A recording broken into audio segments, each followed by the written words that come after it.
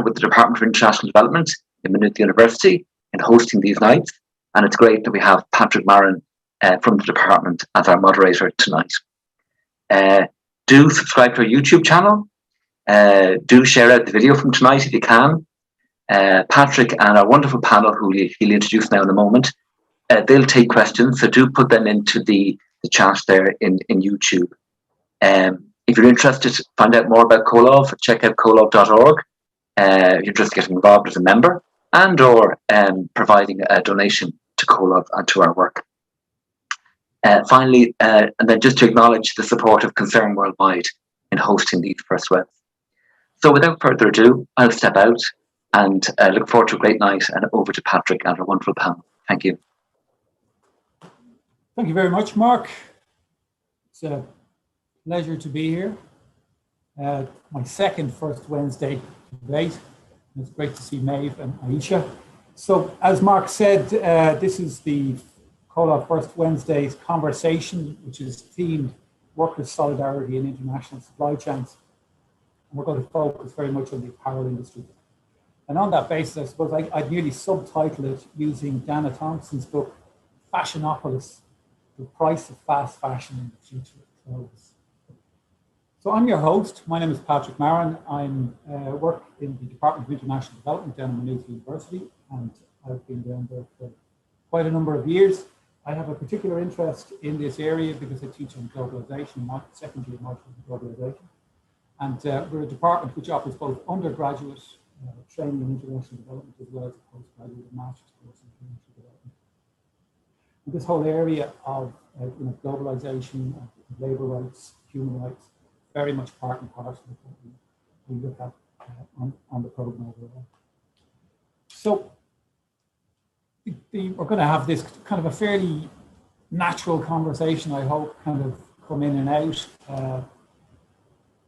I've got kind of a structure in my mind of what I want to cover, but I can let that kind of develop kind of naturally. So what I'm going to do, first of all, is hand over to both Ayesha and Maeve. I'm going to do a tiny but short introduction and then allow you both to give me a kind of a fuller description of how you got involved in the sector. So we've got an incredible panel today. We've got Ayesha Baron-Blatt, who's a social entrepreneur working for the last 15 years in the whole area of promoting sustainability and social justice in the fashion industry. And she's worked in a lot of the big household names. So Levi Strauss, Marks and Spencer, and Nike, she's worked with over that time, and she's going to tell us a little bit more about that experience in a second. And then we're also privileged to have Meg Galvin, who's a labour rights consultant and also a former journalist, and working too in the area of social justice and environmental impact in the global fashion sector.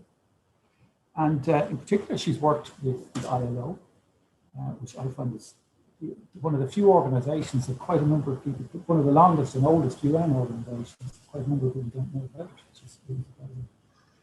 And she's worked in particular with CNA, the Dutch clothing retailer working in Myanmar. But I'm going to hand over to Ayesha first to give us kind of a fuller background around your work and how you got involved in the fashion sector.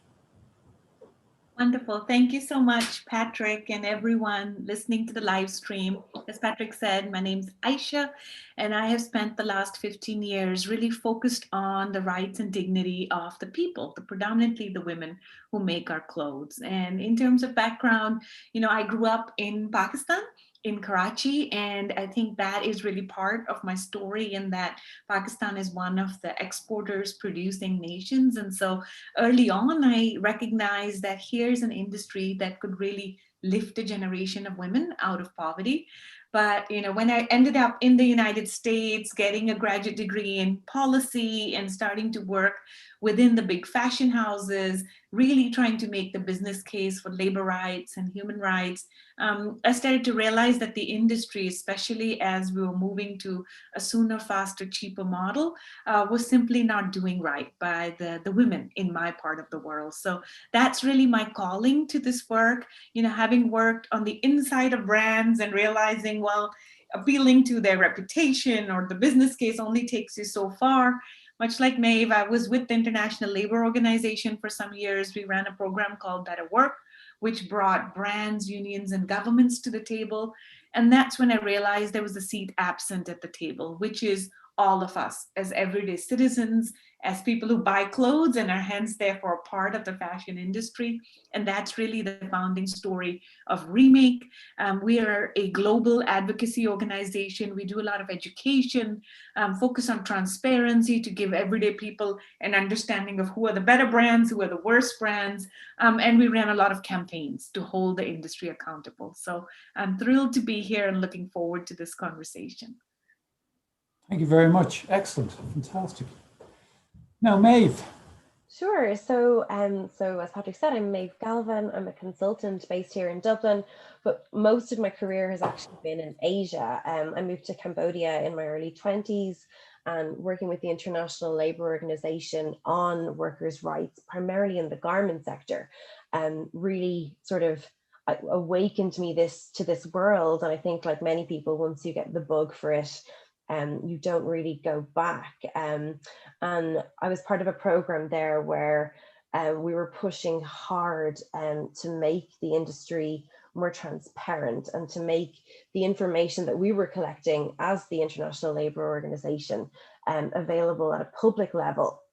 And that was around the time that Rana Plaza happened in 2013, which changed the industry and workers' rights forever. So I went on to do more of that work at a Geneva level for the International Labour Organization.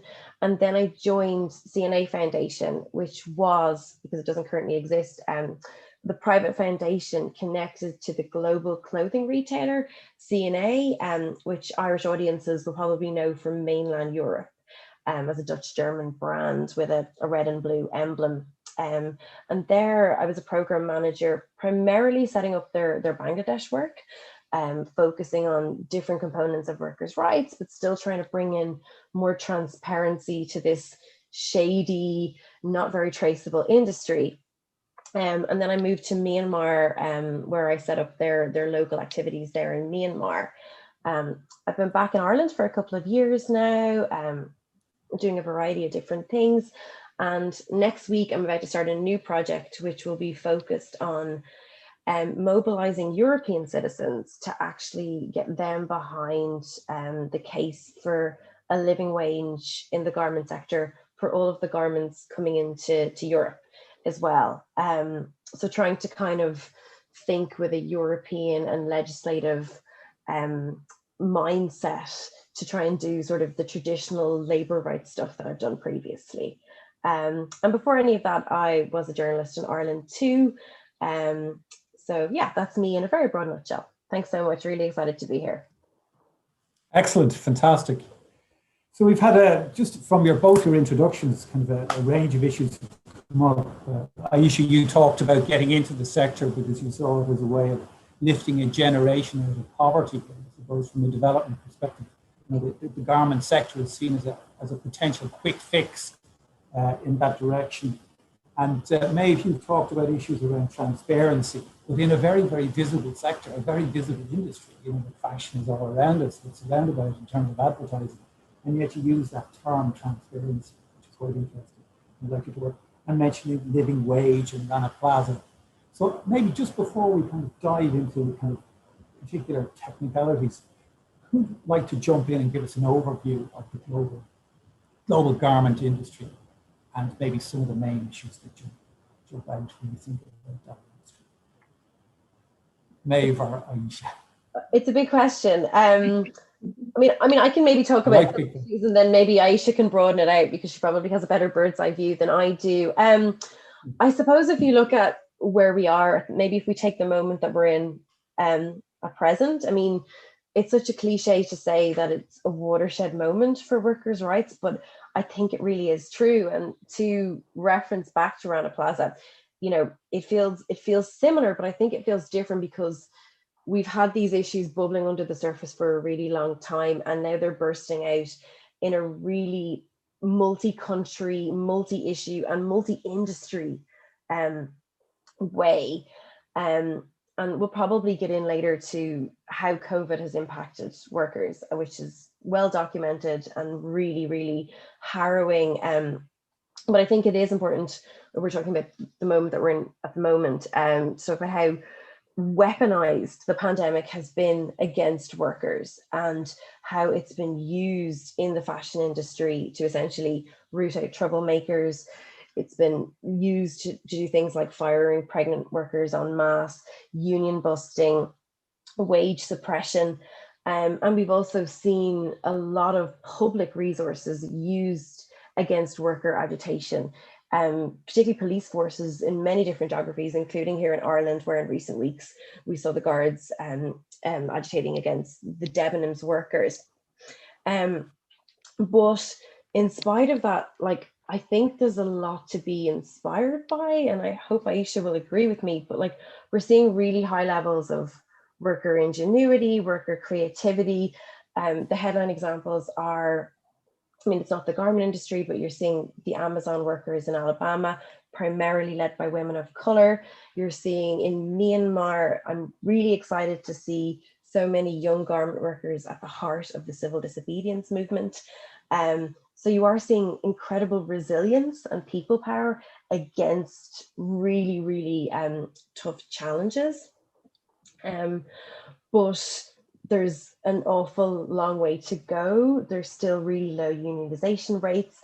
Organizing is still incredibly tough. And the issues that we're facing in terms of low wages, exploitative conditions, harassment, sexism, it's really, really pervasive. And I think the piece about lifting workers out of poverty is particularly difficult because in many ways, this is an industry that hasn't always delivered upon its promises to workers and the promises made by economists when they were looking at this industry as well. Sorry, that was a broad answer to your question, but maybe I'll let Ayesha. No. It was a very broad question, so it's good to hear, to have that. That's brilliant. Ayesha, do you want to take up on that? Just in terms of kind of an overview of the sector? Yeah, so I think for people to understand just the length and breadth of this sector, it's first to understand that today we are producing more clothes than ever before. I mean, this is held true even in the pandemic. So just from a numbers standpoint, McKinsey reported by the end of 2019, we were putting out 100 billion units of clothes a year. And I think to put that in context, we don't even have 8 billion people on the planet. So wow. 100 billion units of clothes. And we know that most of those are going to end up in landfills because our clothes are built for rapid obsolescence. They have polyester, which is essentially plastic in them. So from a planetary standpoint, we are making too many clothes for too little money that are falling apart. It gets into our oceans, it gets into our soils. And so our earth simply just can't sustain how much we're buying. But knowing that this is a labor conversation, that frantic growth at a speed and a very cheap price point has meant devastation for people all across the fashion supply chain. And this means whether you are a garment maker, a retail worker, or a warehouse worker. I think the other thing for people to know is that this is a very profitable industry. It's valued at $2.6 trillion. There has been a lot of consolidation in this industry. So the top 40 brands essentially control over 80% of this industry's profits. And it's predominantly been an outsourced industry. So for Ireland or the UK, in the United States, in Europe, what we have seen is really a reliance on workers overseas. And so in many ways, just the injustices and the inequities that Maeve was outlining hidden from our consciousness. But I think with COVID, we have started to see those inequities wash up on our shores, right? With what you saw with the Debenham workers and how they were treated, right, in Ireland. Here in the US, conversations around workers getting sickened and not even having bathroom breaks as they're working in Amazon warehouses, or retail workers furloughed without getting any kind of safety nets to catch them. And so I think this really is a moment, to Maeve's point. As someone who's been doing this work for a long time, I am heartened by the solidarity that we're seeing in the global labor movement. For a long time, it has been our sisters in the factories in different countries locking arms and explaining how this industry is without living wages, without safety nets, leaving her in a cycle of poverty, but we're starting to see that now with the retail workers and warehouse workers as well. So I think it really is an opportunity, because this is a global fashion system, and it benefits very few on top, and has really done this on the backs of labor. And so our hope is that there really is more solidarity across different parts of the labor movement to push back, because really the only way we're going to build back better from this pandemic is to put living wages and degrowth on the map.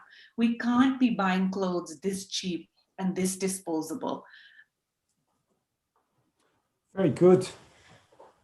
Like you've got two major kind of, I suppose, coming back to living wages and degrowth, two things we will definitely be coming back to. Just in terms of, I suppose, the organization of, like, you talked about the figures there, you mentioned the astounding $2.3 trillion industry, 100 billion units produced for, a global population of 8 billion, and the vast majority of those units being bought by, people in the rich world. Especially when you talked about how they've been thrown away. But like, how does somebody like me, I go into a shop and I buy, say, a Nike pair of shoes, or go into Marks and Spencer's and I buy a shirt. Like, how does this supply chain work? Who's responsible for the conditions? How is it organized? Where does the value lie? May or Ayesha, do you want to jump in on that?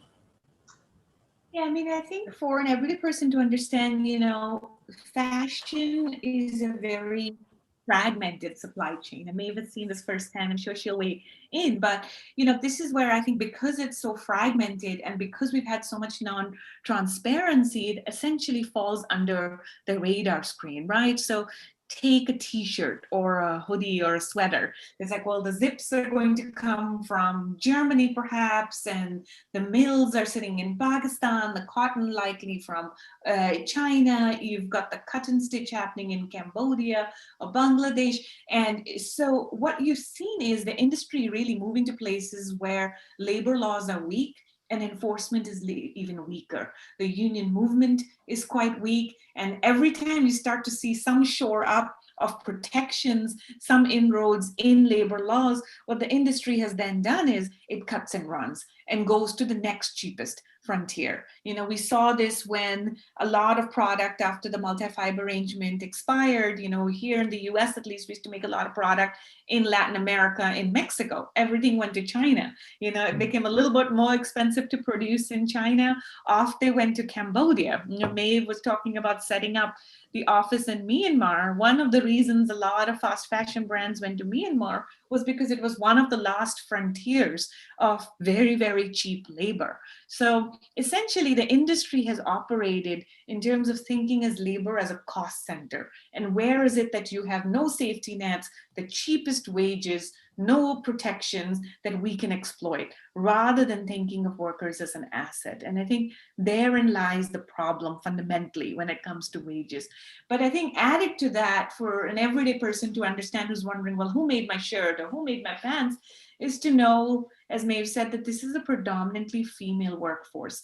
There are some exceptions. In Pakistan, it's more men than women, but across the board, for the most part, it's women that power this industry. And because they're operating in climates where the union movement is quite weak, or a lot of the union leaders are men, or the supervisors and management is men, you create this perfect pressure cooker situation of, I'm making very little money.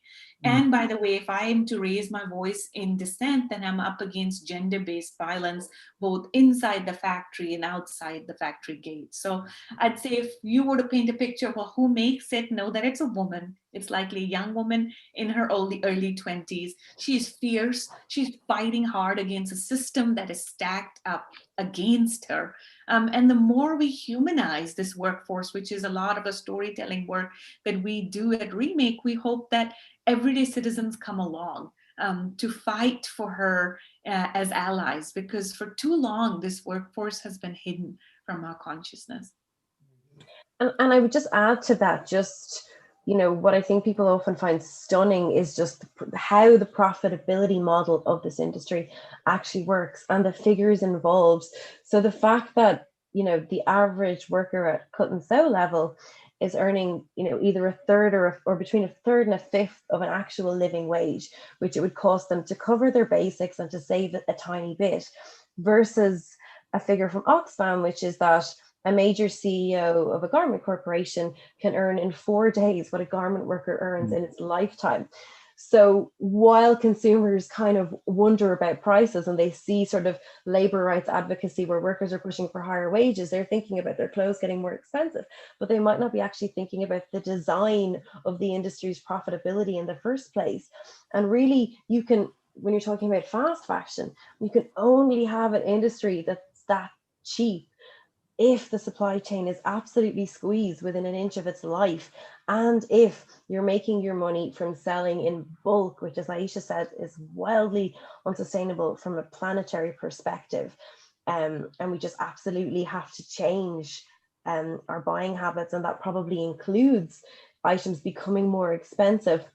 But in this conversation, we do need to look at industry profitability, and we do need to look at the fact that workers are asking for a fair wage because their wages have been artificially low for so long. If you compare garment prices to food, where food prices have doubled and tripled in the past couple of decades, garment prices have stayed low or in fact gotten lower. I don't think in the 90s we could have gotten a pair of €8 jeans that you can currently get from online retailers today. We didn't have the same level. It wasn't as competitive, and the prices just weren't squeezed as aggressively because the industry has just splintered dramatically and very cleverly. It's a really intelligent, it's not even a chain, I think. It's more like it's a matrix of how the actual supply chain manages to withstand itself at such a cheap level. And could you unpack that a little bit there? That's really interesting. You talked about the chain has splintered. So like what is the connection, for instance, with CNA and the factories in Myanmar?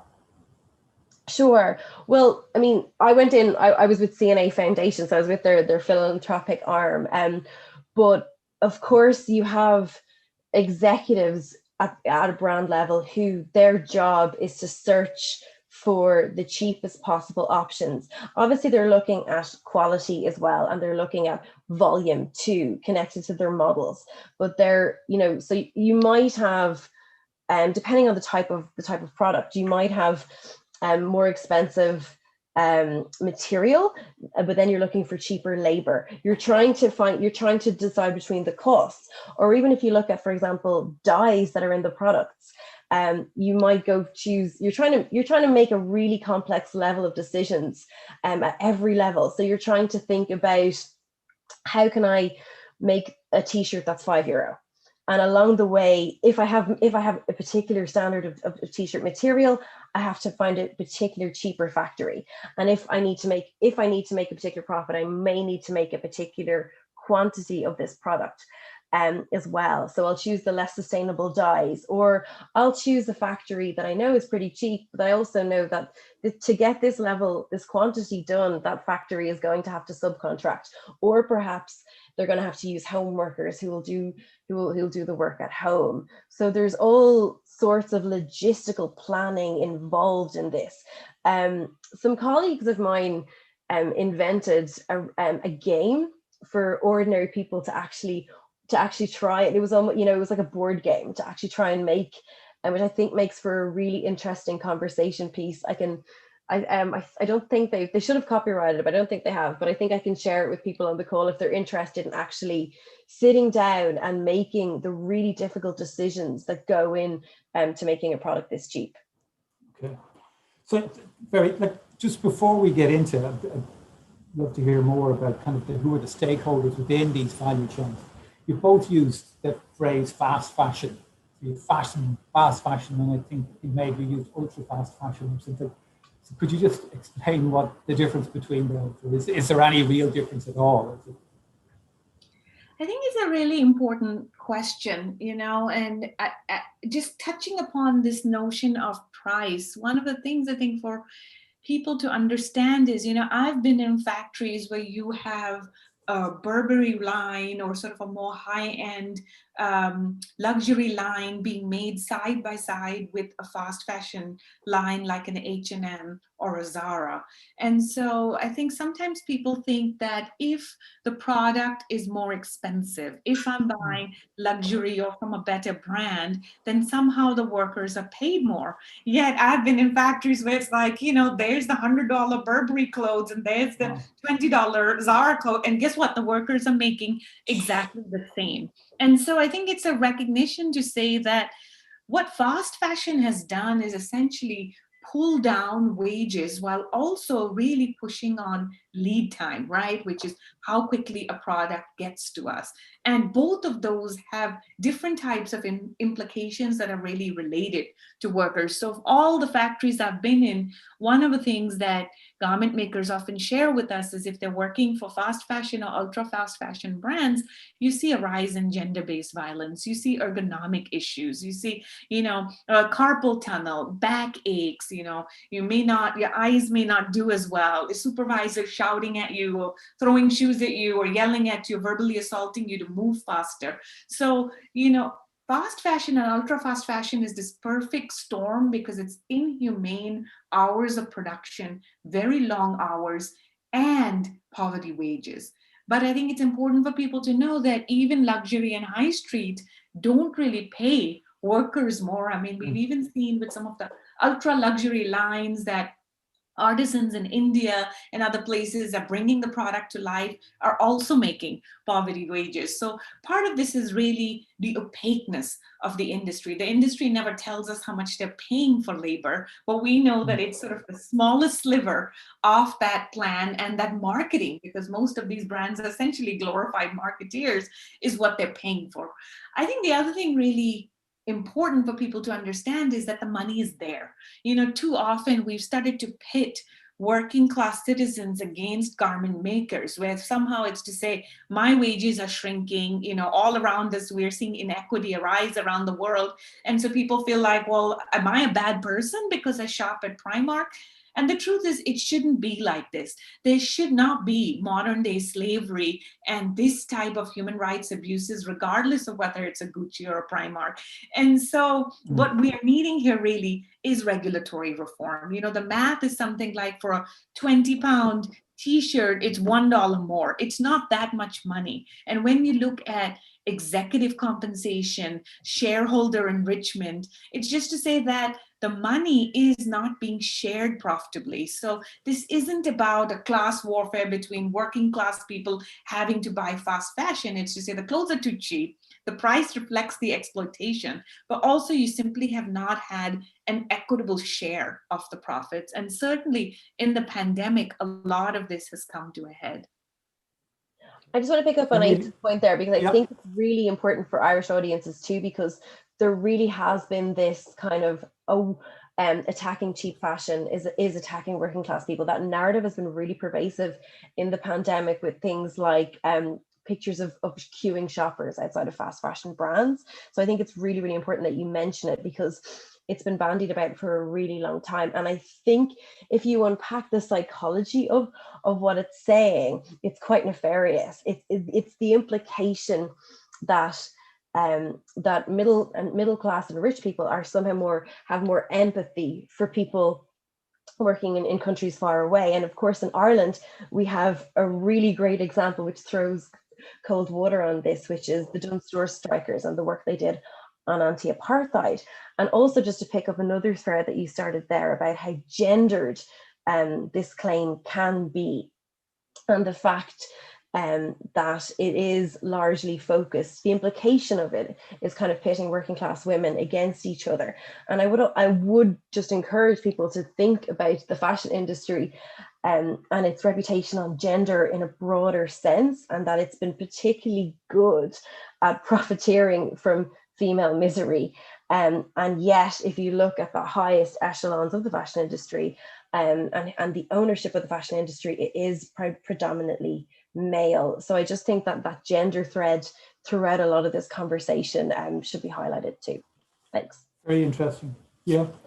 So in terms of then the responsibilities, like, you know, there's been a heavy emphasis here you've both mentioned kind of the brands and their responsibilities and their purchasing practices kind of tightening up on the lead times, pressures that they put on workers, and the fact that they don't pay very much per unit. And you also mentioned, Ayesha, I think you talked about, moving, producers, suppliers actually moving to jurisdictions where legislation is, if it's there on the books, it's weakly enforced. So where does the ultimate responsibility lie, or can we apportion the responsibility? So it's an excellent question, Patrick. And in some ways, I think because we've had so much finger pointing on whose responsibility it is, in some ways, we've simply not made profit. And what has ended up happening is, you have brands where it's important to know that brands will claim when a Rana Plaza happens, or Tazreen fire, an industrial disaster, or, a physical or human rights abuse case that they didn't know. And claiming this kind of inculpability, like, oh, but it was subcontracted and I didn't know, it essentially, they try to absolve themselves of the risk. And it's a recognition of the system is working exactly how it was designed to be. And too often, we have focused on voluntary efforts. For some 30 years, brands have said, we're going to grow as much as we want, we're going to set the rules, and by the way, we're going to be wonderful corporate citizens and human rights stewards. And here, 30 years later, we have the writing on the wall. Voluntary efforts do not work. There is no way for the brands to simply audit themselves and do right by workers, planet, and their shareholders. So we should just call the spade a spade, which is to say brands' number one responsibility is to their shareholders and their executives. It's only when labor movement and advocates are able to cause any reputational harm or story breaks that we can get them to the table. So let's be honest about what brands can or cannot do and debunk this idea that they are somehow going to fix all of this. Do we need brands at the table? Absolutely. Should brands have all the power to fix this? The answer is no. And so then it comes to some of the other players at the table. And I find it really curious that increasingly the onus seems to be put on Western consumers. We at Remake are really trying to push back on this narrative that we are all consumers to begin with. It's something capitalism has fed us. We are citizens first and consumers second. And this notion that somehow it's upon us to live a zero waste life and to only eat fair trade food and discover the most ethical brands, it's putting too much pressure on the individual, who, by the way, is also dealing with inequity and shrinking wages. And so I think the role for all of us as everyday people is to know, well, hey, we're part of the fashion system, whether you consider yourself fashionable or not, because we all wear clothes. And so what we are needing to do, and this is what we do at Remake, is really come into our advocacy power and to get politicians to do their job. And so I think our seat at the table is as citizens first and consumers second.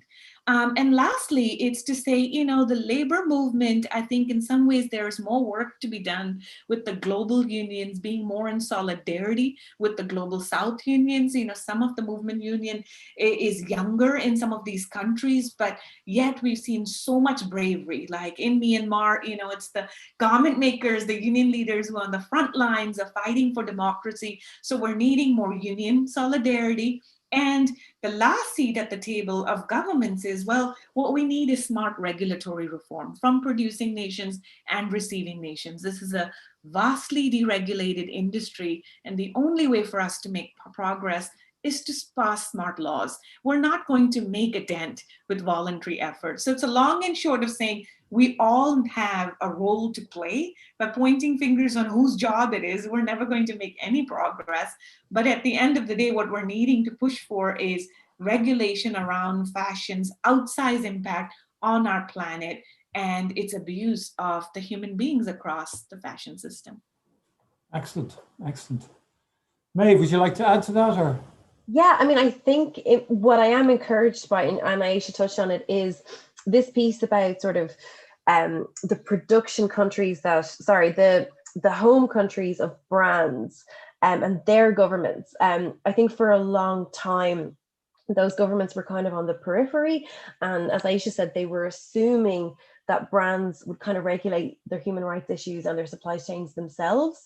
And I think the basics of CSR initiatives and kind of pet projects seem to be enough to satiate for a long time, but we're really seeing that change. I think we're seeing some impressive conversations and things like actual legislation in places like the Netherlands, and conversations at an EU level about actually legally obliging brands and to do due diligence in their supply chain. So those kind of changes could be a real game changer. And I would also say, and we haven't talked about it yet, but we definitely should, because Ayesha is one of the key architects of it. Some of the, some of the results of the pandemic have been that effectively the wool has been pulled from a lot of people's eyes. It wasn't over activists' eyes anyway, but for the likes of policymakers and governments. And they're acknowledging that they do need to do something about regulation. And I think one of the reasons it comes after a lot of activism that we're having these conversations, but the Pay Up campaign, which Ayesha is one of the architects of, the fact that it resulted in dollar value showing how much brands still owed to their suppliers and workers. And the fact that that was initially 40 billion, it's now 18 billion, thanks to campaigners. But when you have an $18 billion bill, you can't really be in denial that brands are doing all they can, and regulators are stepping up and saying, okay, now is time for us to potentially step in. Excellent. Well, definitely going to come back to, you've jumped to the end of the story from this, and I'm looking at the time here, and saying, I don't want to go there just yet, but in terms of like issues around, I'd like to hear a little bit more about some of the CSR efforts that you've made. We've just talked about corporate social responsibility, just to fill in the acronym, and I suppose a little bit more about some of the voluntary standards and guidelines that have been put forward as a way of trying to get business to more responsible business conduct. But just before we get on to those, we have two questions here in the chat.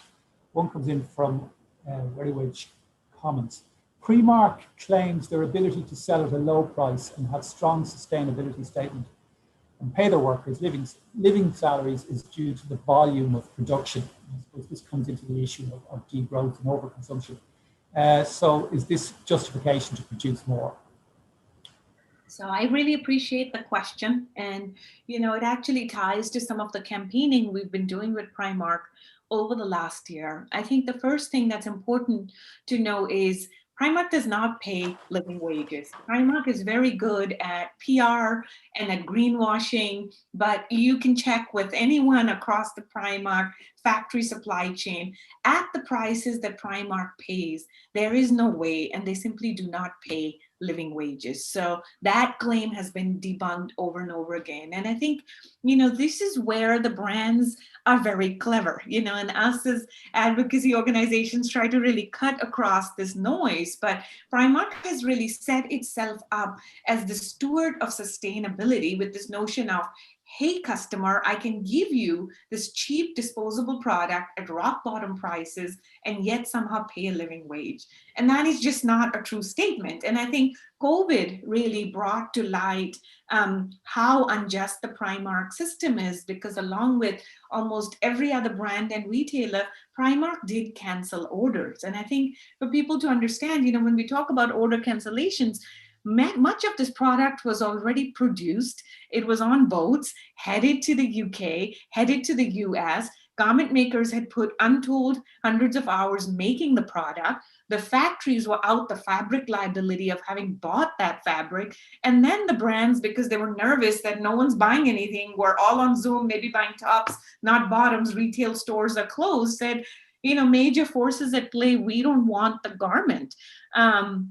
And therein just lies the problem with how brands essentially push all of the risk onto factories, who in turn push the risk onto workers. The entire industry operates on debt. So if you're a factory, you are out 60, 90, 120 days waiting to be paid. You have to front end the fabric. You have to make payroll. And then when you have disruptions, as we are seeing even now with COVID rates rising in India and Cambodia, lots of places not being able to ship product on time, the brands are like, well, I was going to sell this in the summer. So if you can't get this to me on time, even if there's a COVID outbreak, I don't want the product. And, one of the things that it's completely shocking and unconscionable. One of the things that Primark said was that they are setting up a worker fund. Once we started to activate around, you have to pay for these goods. And the truth is that, that money never got to workers. This idea that we were going to set up a worker fund to pay workers for their salary, but we were not going to honor the contracts. So what happens then to the fabric, and eventually with constant campaigning, we were able to get them to pay up. But make no mistake, this was not from the goodness of Primark's heart or from their deep sustainability commitments. It was only when our community of citizens mobilized. Every time Primark was trying to have a flash sale online, we'd take over the comments to say, pay up, pay up. If you don't pay up, we're not going to buy from you. And that's how they came to the table. So, this idea that somehow we have to keep making cheap clothes and sweatshop environments because that's the way to pay people is simply not true. Because in the pandemic, guess what? Primark didn't honor their contracts. And I would add to that I think that has been a really pervasive myth about this industry, that somehow if you are a worker in $1 billion corporation supply chain, that you'll be protected or that you'll have some sort of insulation. And the pandemic really showed that that didn't happen. As Ayesha said, workers were left as if they may as well have been self-employed. They were left bereft. They didn't have insurance. They didn't have social welfare. They didn't have savings. And in fact, in many cases, they were worse off because of the wage theft and because of the fact that they didn't get paid their due. So I just think, that sort of myth that being part of this broader supply chain protects you or insulates you absolutely isn't a reality. And I do think that the fact that workers are very tethered to the industry is a challenge. You earn just enough to kind of survive, but not enough to ever get out of it, and just enough to keep you in it. And some of the worst effects of COVID were really, really harrowing. They're really well documented, but one of the major themes was hunger. And some of the worst impacts were things like workers being trafficked, workers entering worse industries, workers being ill, workers being suicidal. There wasn't protection for these workers by being part of this corporation at a lower echelon. I could also pick up a little bit on the point about living wages and where we are on living wages, which it's very divorced from the marketing. The progress towards a living wage has been really glacial. You have Patagonia, which is by most brand rankings, it's usually up in the very highest ranking brands. And Patagonia say they'll pay a living wage in their supply chain in 2025. Kering also says 2025. According to the most recent Fashion Transparency Index report, about a quarter of brands are talking and even have a roadmap towards a living wage. But we've been let down before. H&M said they would have one in 2018, and it hasn't materialized. If we're waiting for brands to deliver on a living wage, it probably won't happen. And another feature of living wage is the fact that you do have some good factories who've tried to do it and who have done it. There was a factory throughout the pandemic in the Dominican Republic that pays its workers a living wage. And then in the pandemic, they went out of business because the brands all moved to a cheaper factory. So, like many elements of this industry, doing it in an uneven way, in a factory by factory, brand by brand way, it may not happen. And if it does, the progress might be so uneven that, the industry tends to funnel like it does on geographies, which Ayesha explained earlier. It always goes to the lowest hanging fruit. But sorry, it's a long answer, but just to pick up on that point there. No, very relevant. I was reading somewhere that there have been calls for brands to actually contribute to severance funds complement or supplement kind of social protection in countries like Bangladesh. Any kind of thoughts on that? Will there be any traction around that?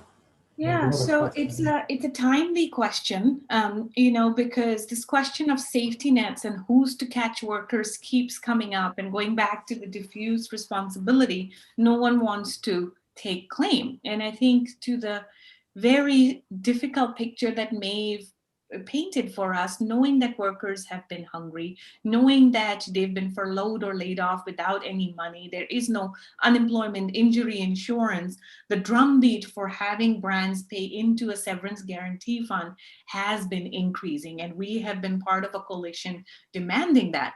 But behind the scenes in conversations to brands, there is a complete pushback on this. And, ultimately it comes back to the reason the brands are operating in a lot of these countries, Bangladesh, Myanmar, Ethiopia, Lesotho, is exactly because there are no social protections, and that's what makes labor cheap. And so, the rhetoric we get from brands is, well, this should be something that's done by government. Why should we as brands pay into a social protection fund? And, we say, well, it's because the industry is global and you all are benefiting from this workforce and have shown in COVID or before no regard. But I think the other problem is that whenever you have seen some social protections or some increase in living wages, the industry cuts and runs. So what you hear from national governments is, well, if we're going to add social protections, then the industry is going to flee to the next place that doesn't have them. So brands have also really played up different producing nations in order to assure that there aren't these safety nets. One of the reasons this conversation is really important is because, this month, the month of May, is when the Bangladesh Accord for Building Safety is set to expire. And, it's the 80th anniversary of Rana Plaza. We're currently campaigning because no brand has raised their hand publicly to say that they're going to renew their commitment to the accord. And we think of this severance and safety net conversation as very much an extension, right? The accord was about keeping buildings physically safe. The reason it was a landmark binding agreement was because for the first time you had mostly European, because the Americans are even more far behind, but mostly European brands and unions at the table to assure that progress was being made. A binding agreement held brands to account. And now the industry is very quick to not want the accord to renew, even though the building safety work is not complete, simply because, they have skin in the game. And it's the same thing with a severance guarantee fund. This idea that put 10 cents more on your FOB price into a fund so that there's funds to draw upon rather than dealing with severance and wage theft case by case. The reason the brands don't want to do it is because it's a lot of money. And it's money that, they have essentially stolen from this workforce in order to make such cheap product and remain profitable. It's a very interesting case, isn't it? Bangladesh and the whole accord, and also the role of the Bangladeshi government and the employers, the garment employers group, because they were quite hostile to some of the proposals to try and improve conditions for labour workers.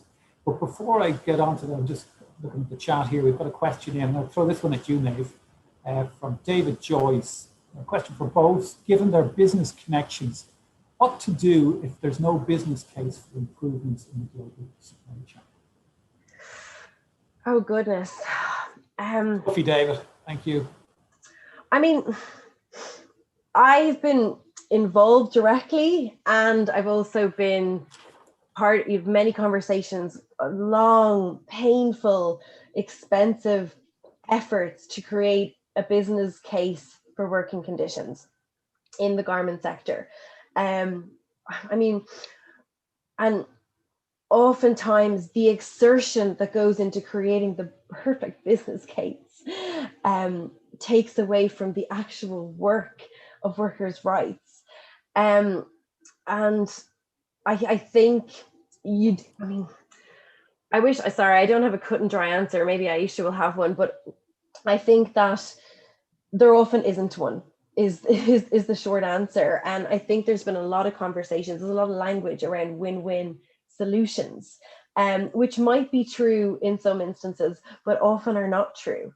And like, for example, if you look at the history of labor rights, there's probably no business case for bank holidays. Henry Ford created a business case for a 6-hour working day and an 8-hour working day at great lengths. But I've been part of programs that have really tried to do dollar value calculations. For example, I was part of a program in Bangladesh that created a business case for workers having free sanitary towels in their factory. And this was a sophisticated program which calculated the time that it would save for a certain number of workers. And honestly, the difference was very, very minuscule, but it was a lot of effort, and it was thousands of euros of donors' money that went into this. So yeah, I don't have, I suppose, I worry about there needing to be a business case for every component of workers' rights. It might just not be a reality. And I would question some of the investments into killing ourselves to have a business case for everything. Ayesha, do you have anything better to say on that? Because it's something I haven't thought about in a while, because I've sort of abandoned efforts on all business case after that last. So in my early days of my career, much like May, when you are the sustainability consultant for these brands, they keep forcing you to make a business case. And that's why I think for the voluntary efforts, there's been a lot of tinkering on the edges. And it's been things like, well, if we invest in workers' health, or we are sure that they have nutritious meals or sanitary napkins, then they're going to not call in so sick to work. And so therein lies the business case. And, many years of doing this, I've sort of been disenchanted with that question. And I think we should almost ask a different question, which is to say, if there isn't a business case, if forced modern day slavery and, labor rights, human violations is the way to make a profit, is that justifiable? Because, in the short term, I do think sweatshops are quite profitable, especially for these fast fashion brands, because they're making small batches, it's poorly constructed, easy to make garment. It literally is, throw some people and a sewing machine at it. If it doesn't work, go to the next factory. And the business model is set up in a way to exploit these women.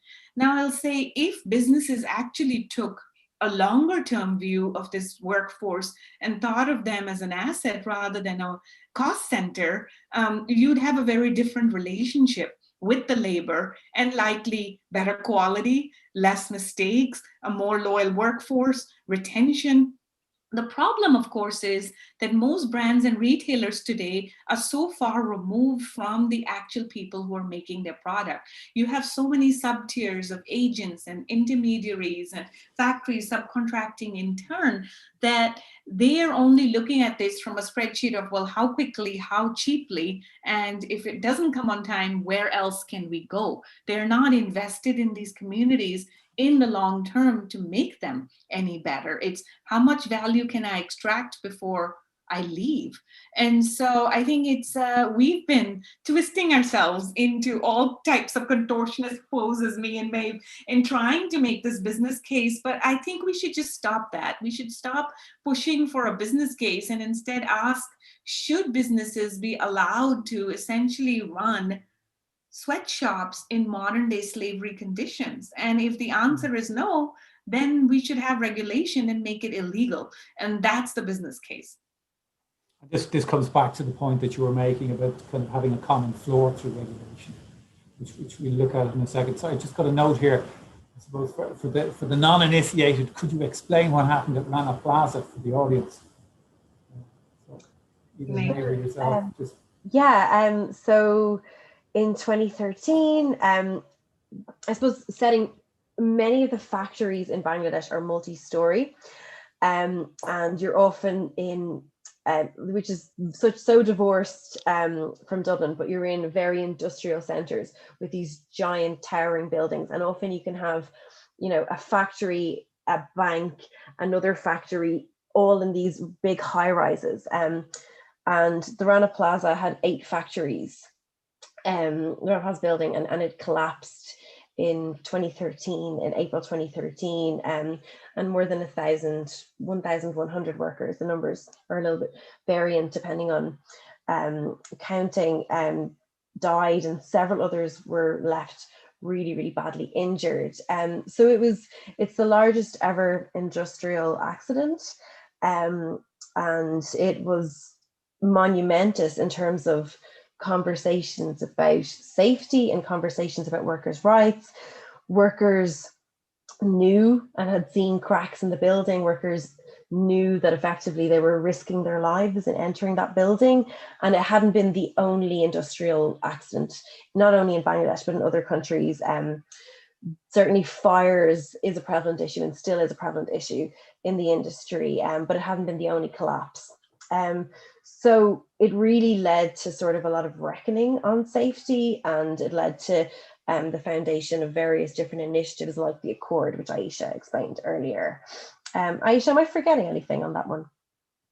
No, I mean, I think the only thing to know is from a solution standpoint, the effort sort of splintered post Rana Plaza. So you had a lot of American brands, and I now that the US is my home country, I think I can say this, where there is such an anti-union sentiment that the brands set up their own effort, which was the alliance, which was to say it's going to be a voluntary way for us to get Bangladeshi factories safer, versus a lot of the European brands who did sign up to the Accord. I think PVH was the only American brand in that mix.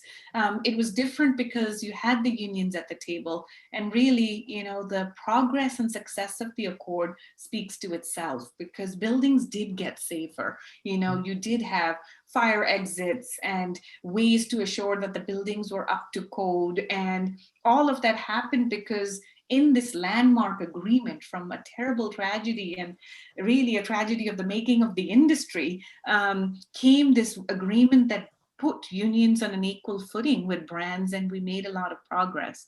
And the only thing to say on that now is that, the Accord is expiring at the end of this month and its work is not done. And so we have, as a community of advocates, been writing to H&M. Why H&M? Because they are one of the largest in terms of a footprint in Bangladesh, and we need brands to step up and to renew the Accord so that never again is there another Rana Plaza. Yeah, very good. And there was a lot of work done through the Accord too, in terms of empowering workers' rights, wasn't there? And, yes. Promoting kind of knowledge about trade unions, and you could say a little bit about that before. Yeah, I would just say that, we haven't seen in the industry a lot of these binding agreements where workers have this equal foot to brands and are able to hold the industry to account. Rana Plaza was one example. And then in Lesotho, where you had widespread sexual harassment and violence, was another binding agreement. But in the absence of good regulatory reform, binding agreements is really the best tool that we have for workers to not just have a voice at the table, but a voice that matters and some accountability on the brand side, which is very different from the voluntary efforts and auditing that the industry has put forth as a solution, because there you're essentially extracting value from workers. They're having to tell you what's happening in the factories, whether they're not safe, whether they're in violation of codes, but there's no closed loop to then say, well, what are you doing about that? Any of these brands auditing, monitoring hotlines, it's all set up to serve as an early warning signal to the industry, but it's not really there in service of the workers themselves. Very good. And I would just add to that as well. And the fight continues to increase worker voice, true, genuine, independent worker voice. I think when people are thinking about these industries, they don't realize how genuinely low the unionization rate is. The unionization rate for Myanmar's garment industry is about 2%. In Bangladesh, where you have 5 million 4 to 5 million workers, there's about 5% unionization rate. And factory by factory collective bargaining agreements where unions genuinely have sat at a table and set conditions with their employers are still really hard fought. They do exist, but where they exist, they're not nearly as dramatic as managing to achieve a living wage, for example, for workers. I mean, if we look, historically, and if we look at the first ever May Day, many of the things that the first strikers were asking for are similar to what workers are asking for today. And the ways we've achieved on workers' rights has primarily been through mass mobilization. But that's really, really hard when you have union busting, intimidation techniques, misinformation, and all of the things that might prevent workers even wanting to sign up to a union, never mind sort of mass organizing. And then when you talk about the splintering of the supply chain, although Ayesha referenced it earlier, you know, you're seeing some really interesting solidarity campaigns, and we had Pay Up, which was multi-country. We still don't necessarily have, for example, workers in the supply chain at different levels organizing together. So workers in cotton fields organizing with home workers, organizing with cut and sew workers, retail workers, transport workers. There's some talk about that being the future of organizing, and maybe with technological innovation it might be possible, but getting to that point where you have mass mobilization is still a really, really hard fight for this industry, and to do it at a multi-level as well. But even though Ayesha's been critical of the US, we haven't talked about your pro-worker president and the fact that we have Joe Biden coming out and talking the way he has about organizing and collective bargaining. I'm really cautiously optimistic. Maybe, you know, this conversation about him being the most pro-worker president since Roosevelt, or if the Guardian is to believe, even more so, that could potentially pave the way for some of these things, and we could actually start to see a more union-friendly environment. And that US that you talked about being so anti-union, maybe we'll see changes there. Actually, on that, thanks for that, Maeve. And maybe it just runs on naturally from that. There's a question in from George Kerr. What is the level of collective organisation amongst workers? I think you talked about that already, but very low. Can you identify any pinch points or weaknesses that could be targeted by collective action by workers themselves or their international allies? Yeah. I mean, I really appreciate this question and idea from Gregor, because as Maeve said, you know, the industry's unionization is very nascent. You're in a lot of countries where the unionization rate is very young. And from a leadership standpoint, you see a lot of men rise up in the union positions, even though it's a lot of women on the factory floor. So as I look to what needs to happen, you know, one, we're needing more women in leadership positions. We've seen this with, you know, Ashila from Stand Up Lanka in Sri Lanka, Nazma from the AWAJ Foundation. When you put women who've been in the factory floor, have experience with the industry in positions of power, a lot happens. And so needing really for the industry to allow these unions to flourish and for women to rise up in the ranks. That's one. The second that I see is a need for really a lot more intra-country solidarity and support. And so, and I don't just mean in producing nations where you see some of this, but also in terms of receiving nations. You know, my dream is, what if we had more coalition building and support from warehouse and retail workers in solidarity with garment maker unions. We've certainly saw some of that with the Pay Up fashion advocacy. And finally, for us sitting here in the West, we very much consider ourselves allies. And so really looking to how we can amplify and center the voices of unions in the global South, because that has also traditionally not been what has happened. You know, Western brands, Western influencers all speak on behalf of garment makers, versus Remake was formed with the very hope of passing the mic back to her. These are women who know what's happening in their communities. They are on the front lines of impact, and who better than these women themselves to be telling us what needs to happen. And so to that end, as we're talking about building back better, to Maeve's point of, you know, having new administration here in the United States, we have written a Worker-Centric Manifesto along with some of these union leaders. You can find it at payupfashion.com. At this point, some 15 civil society organizations have signed on to it, but it really is a work of view of what needs to happen in order to rebuild this industry post-COVID. And I think those are the kinds of interventions we're needing, even for media and for everyday citizens to really ask. You know, I recently had on my desk a few different brands who are writing manifestos around how they're going to build back better and center sustainability. And my first questions to these brands is, well, outside of the CEOs and your marketing team, have you actually talked to the people on the front lines of your impact? And the answer is always no. So, you know, we're really needing to push this to say this is a global workforce, and what we're needing is more intra-union solidarity, but also for us as advocates really lifting and amplifying union voices. It's interesting, just on that, you know, often kind of it's depicted as an issue that lies outside of, for instance, the West. With the examples that we've had, for instance, from the garment sector, fast fashion sector in the UK, with Boohoo, I think that there's a lot of very strong similarities there, and the whole issue of enforcement. Would either of you like to talk about that? Yeah, I mean, I haven't been close to the Leicester case particularly at all, but I think you're absolutely right that the idea of it being in a far off place is completely a fallacy. When we see, you know, there's really exploitative conditions in geographies like Italy, Bulgaria, Romania, definitely on European shores.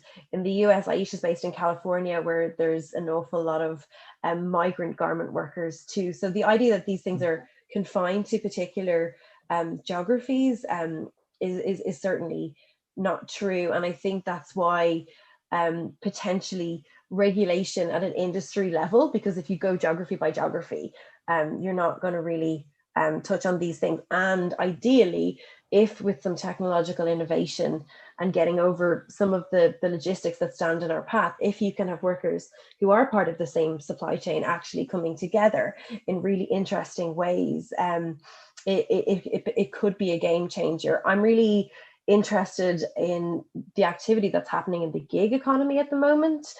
So looking primarily at Uber workers and seeing how they've used tools like class action suits in one geography, and then they replicate in another country, using the same like legal teams and things like that. So shared resources, all of that, I provide some really interesting new models in terms of how to go multi-country and how to stretch throughout one particular chain of one corporation. Yeah, very good. I was shocked myself when I read the first Financial Times report by Sarah O'Connor in 2018. She talked about dark factories and she talked about Leicester. And I was even more shocked when I think she was given kind of the nod to go up to Leicester from somebody who's working in the Department of Labour, who said, well, you don't have to go beyond our own shores to see some really exploitative conditions. And describe Leicester as a country within a country when it came to labour law. So this issue around regulation but enforcement is so important. Maybe we're coming up to the end of it, actually. Time is short, right? So in terms of, you know, you've touched on, like, what do you think ideally what should be done, or would you comment on, for instance, maybe the latest, the European Union's proposal around due diligence, which focuses specifically around issues of both human rights within the value chain and also the environment? Or like, if you had if in an ideal world, what do you think should be done? In an ideal world. And then I have one more question after that. I do think the developments at an EU level are really, really interesting. And if I can make a plug maybe for a project that I'm going to be involved in, which is... Do you want to just say a little bit about what the proposal is? Or? Sure. So I'm going to be part of a project which is using the European Citizens Initiative, which is a mechanism that we actually voted for in the Lisbon Treaty. And those of you in Ireland will know that in Ireland, we voted for the Lisbon Treaty twice. Basically, it's a mechanism that compels the European Commission to consider legislating on an issue if you have more than 1 million EU citizens who've given their signature to an issue. So we're working on this with a view to asking the Commission to bring in legislation on a living wage in the garment sector. And so potentially it's a new lever. So it's actually using citizens' power to actually compel the Commission on legislation. But you do have, so you have conversations happening about mandatory due diligence, which will sort of be the basic of human rights and other things in the supply chain. But you also have some interesting national level activities. So, for example, there's a law in the Netherlands that requires brands to actually be able to demonstrably show that they haven't produced garments while using child labor. And of course, there's other conversations about different levels of transparency. There's the UK level Transparency Act, which actually requires brands to show a level of transparency in terms of their activities, but it is working towards actually requiring more and more specific conditionality. It's at brand level particularly, but let's see if it actually gets down to enterprise level and to other areas too. Very good, thank you, Maeve. And you know, I did say, and it's almost taking the question on here as well, that, you know, when of all these things that we're asking for, are we meddling at a distance, you know, and it's just new age colonialism, and shouldn't brands be supporting the development of locally created and run structures? I think it's a really important question, and really, you know, as the accord was expiring, there was this school of thought, well, shouldn't the Bangladeshis run their own building safety? Isn't it time for the West to get out? And why are we constantly interfering? I think it's important to know, look, 98% of our clothes are made overseas in a fragmented supply chain. So we are complicit in these countries and nations, whether we like it or not.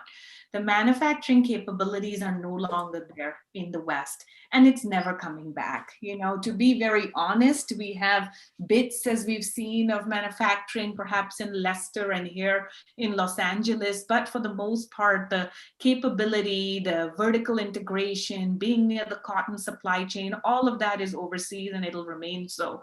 We can talk about global trade and why we let that happen, but let's just be honest, that ship has sailed. And so now it's to say, here we are in a global fragmented supply chain, and what we're needing to do is to clean that up. And the brands who are sitting here in the West that are profiting off the backs of these systems do have some skin in the game to clean this up, because they are the ones who've created these very problems. So this notion of, well, the locals can clean it up, but we're going to continue to exploit, is sort of flawed in that regard. I also do think, you know, you brought up Leicester, and Leicester is an interesting example, much like what we've seen here in Los Angeles, where, okay, so you have labor protections and you're operating in a developed nation, and yet you have sweatshop conditions and terrible working conditions, and by the way, COVID outbreaks. And so what that teaches you is that Boohoo, which predominantly sources out of Leicester, and Fashion Nova, which predominantly sources here in Los Angeles, it's their very business model that creates these sweatshop conditions. You don't need to go to Bangladesh or Cambodia to find them. You can find them right here at home. And so one of the things that we're really needing to legislate against is this inequity of how profits are shared and the corporate powers that essentially are able to get off scot-free after exploiting this workforce. So, you know, this notion, well, brands shouldn't be interfering. They already interfere in all manners in these countries, you know, around labor laws and weakening them and union busting and turning a blind eye. So all we're really saying is the business model is set up to exploit, and therefore the business model should put some money down to protect the workers. And I don't look at that as Western interference. The interference is in the purchasing practices and the buying behavior. Excellent. Excellent. Okay, finish on that, or maybe just one quick question from me. So what advice would you give me as a consumer or as a citizen in terms of my lobbying, advocacy and purchasing? Pardon?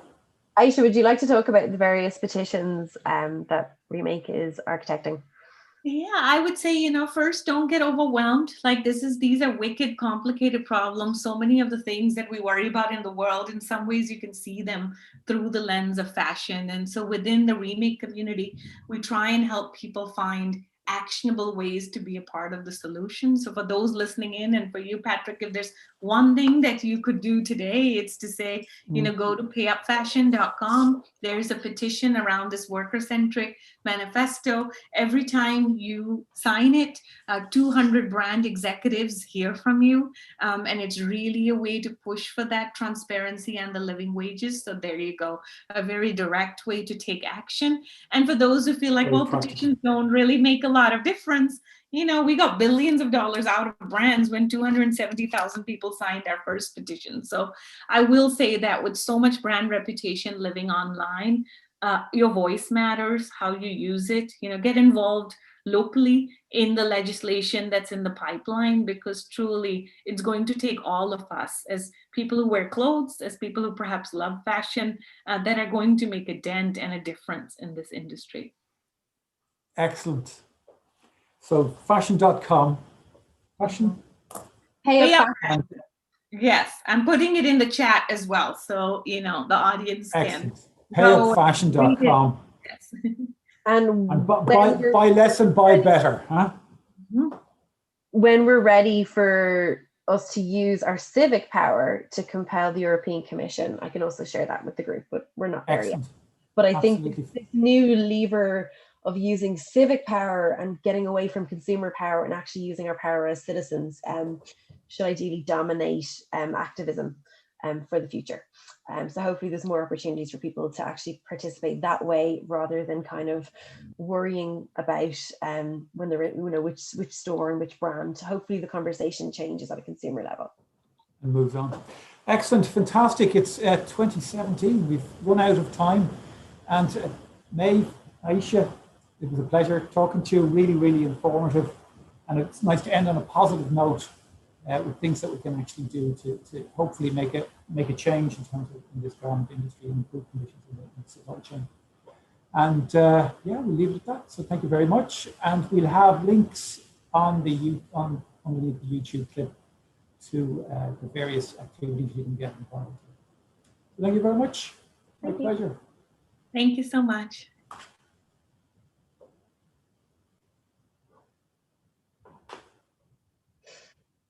Do you know whether Mark's going to cut us off now?